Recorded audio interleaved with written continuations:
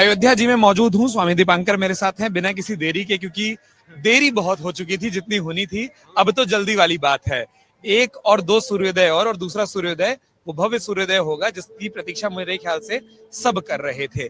पहला सवाल तो यही पूछूंगा, ये अनुभूति कैसी लगती है जब अयोध्या जी में और अब लगता है बस वो घड़ी की कुछ सुइयां कुछ बार और गोल घूमनी है और फिर वो प्राण प्रतिष्ठा दिखनी है। अच्छा, आपने दो सूर्य की बात करी और मैं कहता हूं कि सूर्यवंशी ही राम।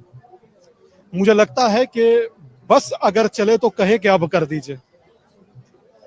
राम के लिए क्या, समूचा अयोध्या राम का, अवध राम का, देश राम का, राष्ट्र राम का, हम राम के और बच्चा बच्चा राम का था जन्मभूमि के काम का। तो मैं समझता हूं कि राम अब टाट से ठाट की ओर जा रहे हैं।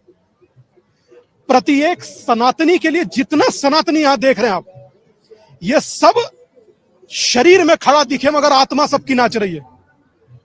सबका नाच रहा है कि हम चिल्ला चिल्ला कर सबको बता रहे हैं राम अवध में अपने महल जा रहे हैं। मैं समझता हूं इससे ज्यादा बेटर, इससे ज्यादा अद्भुत और इससे ज्यादा श्रेष्ठ किसी राम भक्त के लिए हो ही नहीं सकता।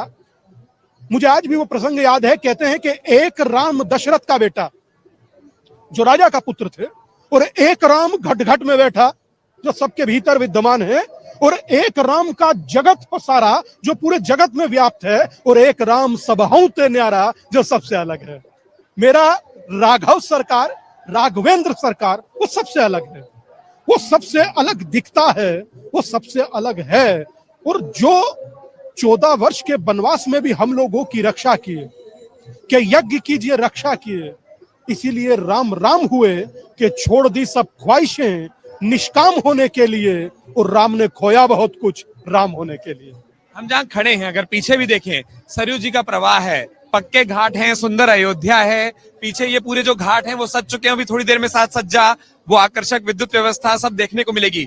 बात सिर्फ उस जन्मभूमि की और उस जमीन की नहीं है जिसकी कानूनी लड़ाई चली, राम के नाम के साथ और प्राण प्रतिष्ठा के साथ जिस तरीके से अयोध्या जी का स्वरूप बदला है।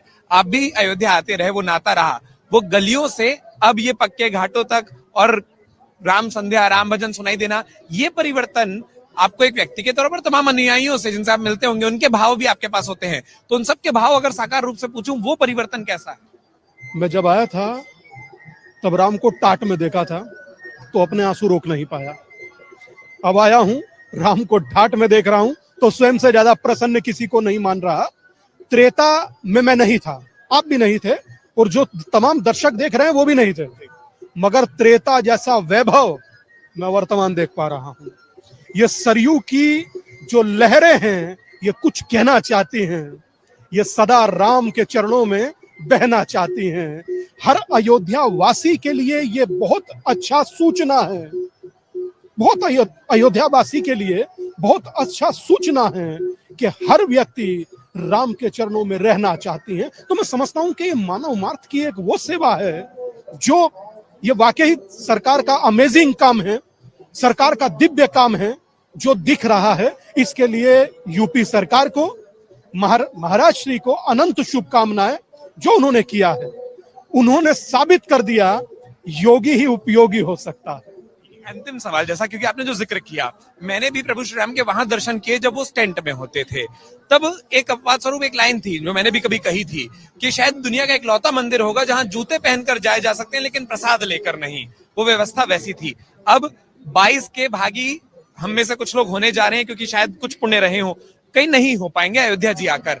उन अनुयायियों के लिए और उन लोगों के लिए जो अब राम को पूज पाएंगे, कैसे पूजे जाए 22 से और 22 को राम?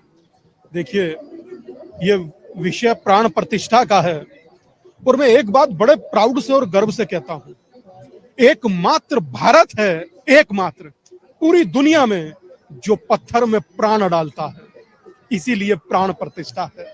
और ये प्राण प्रतिष्ठा 500 सालों के संघर्षों की है, ये प्राण प्रतिष्ठा सैकड़ों आय अदालत के निष्कर्षों की है, ये प्राण प्रतिष्ठा करोड़ों परिवारों के विमर्शों की है, ये भारत की चेतना की है, जन जागरण की है, कार सेवकों के आहूत होने की है। और मैं समझता हूं कि ये प्राण प्रतिष्ठा उस आराध्य की है जिस आराध्य के लिए लाखों कार सेवकों ने प्राण दिए।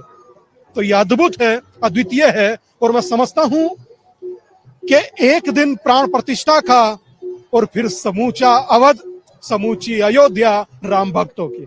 अगर आप ये वीडियो YouTube पर देख रहे हैं तो हमारे चैनल को सब्सक्राइब करें और बेल आइकन को दबाना ना भूलें। अगर आप Facebook पर ये वीडियो देख रहे हैं तो हमारे पेज को लाइक करें।